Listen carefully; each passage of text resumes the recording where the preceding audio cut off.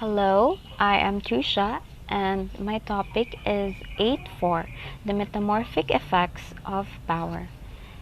Individuals sometimes engage in dominance competition that are so disruptive they create disunity in the group and undermine its productivity.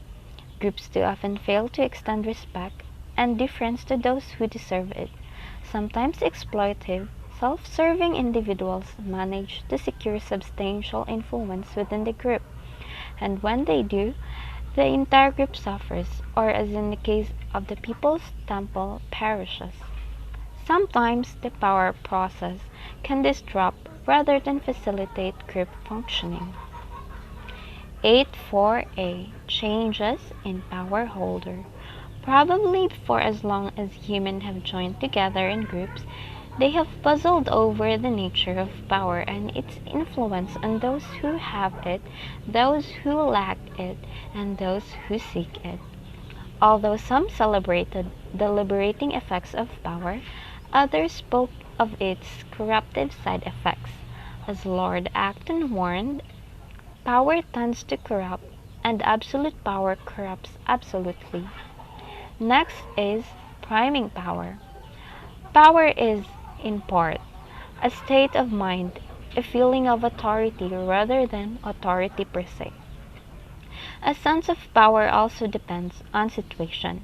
If you win an election or are appointed to position of influence in an organization or are granted membership in a high status group, in all likelihood, you will experience a feeling of heightened power that comes from the circumstances.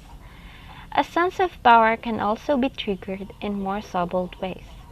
Environmental or cognitive cues can prime a sense of power by activating pre-existing belief, concepts, or memories of experiences relevant to power. The, paro- the paradoxical effects of power.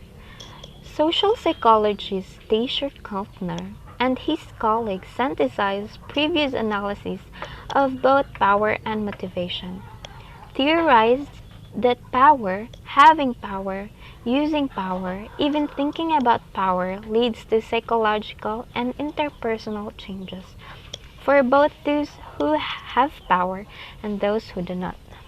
Their approach inhibition theory recognized that most organisms display one or two basic types of reaction to environmental events. One reaction is the approach. It is associated with action, self-promotion, seeking rewards and opportunities, increased energy and movements. The second reaction is inhibition.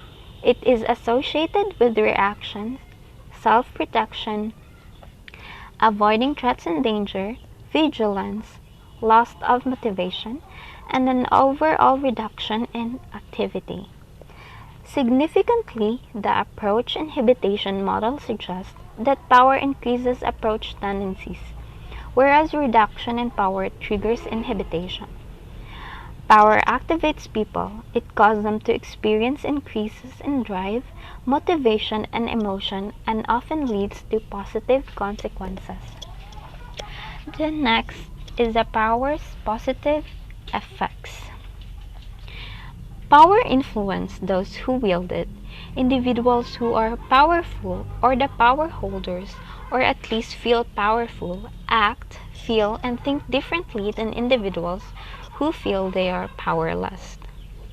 One is power and action. Power increases activity levels, prompting people to take action rather than remain passive. Power holders are usually the busiest people in the group or organization. They are proactive. They would rather speak first during a debate, make a first move in the competition, or make first offer in a negotiation. Power and emotion.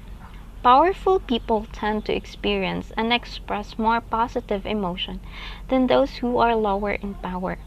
Power holders usually feel good about things. Their moods are elevated. They report higher levels of such positive emotion as happiness and satisfaction. and they even smile more than lower powered group member. Power is also associated with optimism about the future, apparently because the powerful individuals tend to focus their attention on more positive aspects in the environment.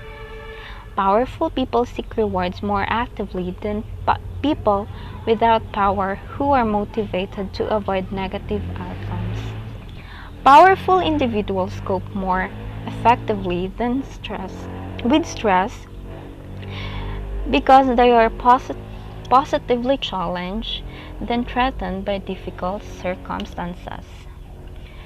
Power and goal striving. Powerful individuals exhibit more intense and resilient goal striving.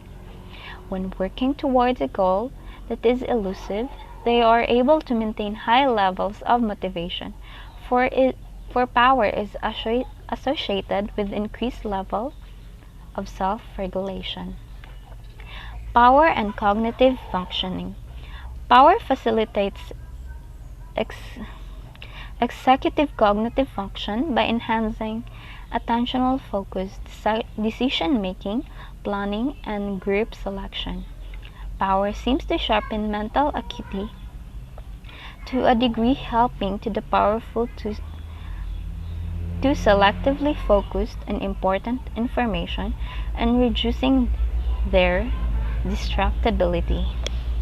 Power and influence. Power insulates individuals to a degree from which the influence of others.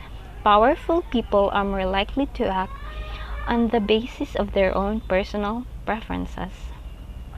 When people are primed by thoughts of power, their public statements and action are more authentic in the sense that they correspond to their private belief and disposition.